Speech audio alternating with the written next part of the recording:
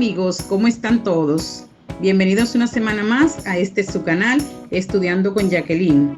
Hoy te explicaremos qué es el resumen, las características y los pasos para hacer un resumen. Es un ejercicio que nos permite ayudar a concentrar la atención en las operaciones intelectuales, además de que favorece la retención de conceptos y la elaboración de textos con mejor redacción. Adelante. El término resumen proviene del verbo resumir, el que proviene del latín resumere, que significa volver a tomar, o sea, dar nueva forma a una exposición dejándola reducida a lo esencial. Es una técnica de estudio fundamental, exige una lectura atenta y comprensiva para identificar la información más importante incluida en el libro o artículo que hay que estudiar. Técnica que permite recuperar rápidamente las ideas y conceptos fundamentales que podrán ser evaluados. La Real Academia de la Lengua lo define como la exposición resumida de un asunto o materia. Resumir significa reducir a términos breves y precisos o considerar tan solo y repetir abreviadamente lo esencial de un asunto o materia. Ahora veamos, presentado en un cuadro esquemático, cuál es la diferencia entre resumen y síntesis, tomando en cuenta que un resumen es la explicación breve y específica de las ideas principales de un texto, y la síntesis es la unión de varias ideas principales de un texto explicado con tus propias palabras. Aquí te dejamos las características, los pasos para su elaboración y la diferencia entre ambas. Veamos ahora las características del resumen de forma profunda. Es un texto redactado y breve sobre otro texto de origen, recoge el máximo de detalles en el mínimo de palabras, expresa o alude al tema principal, está redactado de modo objetivo, sin incluir la opinión del autor, sigue a otro texto, pero el mismo tiene coherencia, y suele tener indicadores de resumen o referencias al autor que evidencian que se está resumiendo de otro texto. Ahora pongámosle nombre a las características del resumen. Comenzamos con la fidelidad. El resumen implica transformaciones, supresión, condensación, construcción y brevedad. A pesar de todas las variables involucradas, tiene que guardar con el texto base una relación que preserve el contenido genuino y esencial. La objetividad, al resumir, se debe esforzar por evitar las intromisiones de la crítica o de la apreciación personal del texto base en sus resúmenes, lo que de ninguna manera riñe con la creatividad. Está la unidad y la coherencia. Un resumen reúne todas las condiciones propias de la textualidad. Es un texto completo que contiene todas las ideas básicas necesarias y las presenta interrelacionadas por medio de los diversos mecanismos de cohesión. Seguimos con la brevedad. Los procedimientos de selección de ideas importantes y condensación conllevan a una reducción de la información, a una síntesis. Entonces es lógico que el resumen sea de menor extensión que el texto base. Está la creatividad y la originalidad. Resumir es un proceso recursivo que no solo implica identificar las ideas importantes y disponerlas en orden, sino que también exige una cuidadosa labor de condensación de esas ideas y de construcción de un texto coherente. Existen tres variables básicas que afectan la actividad de resumir, que son de texto, de personas y de tarea. ¿Cómo pueden afectar estas variables las estrategias de selección y condensación de un resumen? Veamos ahora cómo afectan cada una de esas variables al proceso de resumir. Está la variable de persona.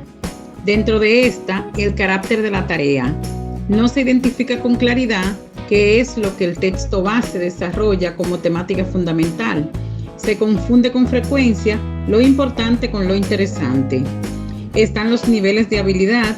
En el acto de resumir un texto, a menudo se pierden los vínculos internos de coherencia y hay que recuperarlos mediante la reescritura para hacer que las ideas encajen bien nuevamente.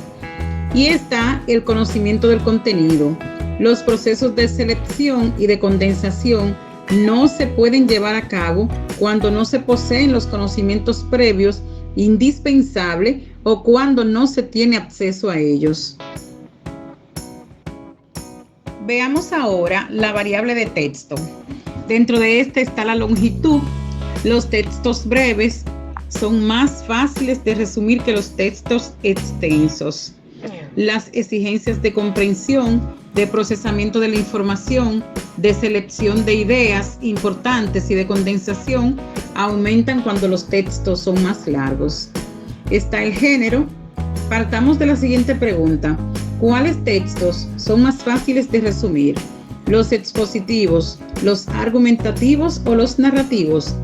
Los textos narrativos son al parecer los más fáciles de resumir y es porque los procesos se dan uno detrás de otro. Está la complejidad. Los textos de mayor complejidad presentan vocabulario poco frecuente, estructura compleja de las oraciones, altos niveles de abstracción, conceptos o ideas poco familiares, ausencia de indicadores adecuados, conectivos y claves semánticas y una organización no lineal. Veamos ahora la variable de tarea. Dentro de esta está el acceso al texto. Tener acceso al texto mientras se está resumiendo presenta sus ventajas, pero también sus desventajas. Las ventajas son que el estudiante es libre de regresar al texto cuantas veces sea necesario, tanto para profundizar en la comprensión como para evaluar con mayor detenimiento las ideas. Y las ventajas son que el estudiante se concentra en la supresión, se estimula el copiado y se relega el procesamiento activo del texto y el papel del borrador o de la reescritura para mejorar el resumen. Está también lo que es el propósito. Es muy poco lo que sabemos sobre los efectos del propósito en la operación de resumir, aunque esta variable parece afectarla más que cualquier otra. Y por último está la longitud.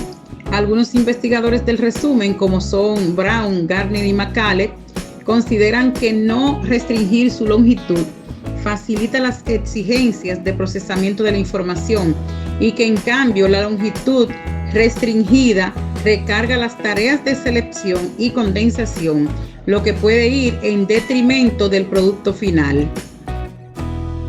Vamos a conocer ahora los tipos de resúmenes. Por su densidad informativa, pueden ser informativo. Su objetivo es conocer ideas centrales y suele extenderse entre 50 y 150 palabras. Está el indicativo, que es un resumen descriptivo exacto y son resúmenes de menos de 20 páginas. Y el analítico, que se trata de resúmenes que abarcan desde 150 páginas y las 300 páginas. Este tipo de resumen tiene como objetivo dar a conocer el asunto del texto, a resumir y toma en cuenta antecedentes y resultados alcanzados. Acorde con su objetivo, los resúmenes pueden ser parciales. Estos dan a conocer cierta información solo a un determinado público o la misma puede dirigirse a un área en específico. Está el resumen orientado a disciplina, que se trata de los resúmenes que se dirigen a un área específica y concreta del conocimiento. Y los resúmenes con finalidades, que son los resúmenes que se elaboran como apoyo a ciertas actividades especiales, donde además de resumir solo una parte en específico del texto original, también buscan convencer al lector. Veamos los usos del resumen. El resumen también sirve para transmitir de forma breve y global los contenidos de un texto a alguien que necesita informarse en poco tiempo o que busque información específica. Dentro de las orientaciones prácticas para un buen resumen está la extensión. Inicia con la ficha bibliográfica, frase que indique la idea fundamental del texto y emplear párrafos cortos. ¿Cómo hacer un buen resumen? Leer el título del texto, interpretar de qué partes se compone, empezar con la primera lectura del texto, tener una idea clara de lo que nos habla el texto, releer los párrafos del texto y elegir las palabras u oraciones que tienen la idea principal y sentido entre sí. Subrayarlas y releerlas todas en conjunto para comprobar su coherencia. Las macrorreglas que existen son la supresión, omitir información de poca relevancia, la generalización, ideas generales y la construcción, síntesis del contenido del texto original. Operaciones que se deben hacer en el texto base antes de realizar un resumen. Redacción de breves notas al margen de los párrafos que señalen cuáles son los temas que se desarrollan allí. Subrayado de la información sustancial. Con esta operación se distingue la información más importante que no puede faltar de aquella cuya supresión no alteraría la unidad del texto base. Esquema de contenido. Este tipo de cuadro permite organizar de manera gráfica las ideas principales y secundarias y permite visualizar las relaciones que se establecen entre ellas. Generalizar aquellos términos que tienen rasgos en común. Por ejemplo, en el resumen se puede reemplazar Mercurio, Venus, Tierra, Marte, Júpiter, Saturno, Urano, Neptuno y Plutón por planetas del sistema solar. Globalizar la información, es decir, integrarla en unidades menores de sentido completo.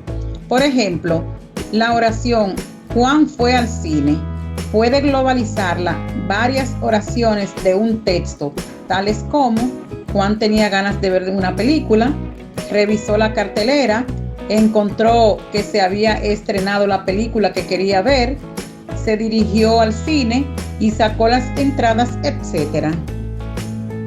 Veamos ahora las condiciones de un buen resumen. Está la brevedad. El resumen se ciñe a datos e ideas esenciales. La exactitud. El resumen debe recoger con precisión el contenido del texto. Exhaustividad. El resumen ha de contener todas las ideas importantes del texto. Y objetividad. El resumen debe limitarse a condensar las ideas expuestas por el autor del texto. Vamos a recapitular. El resumen tiene que ser un texto coherente y se tiene que entender por sí solo, de forma independiente del texto base. No debe ser un esquema o un cuadro sinóptico.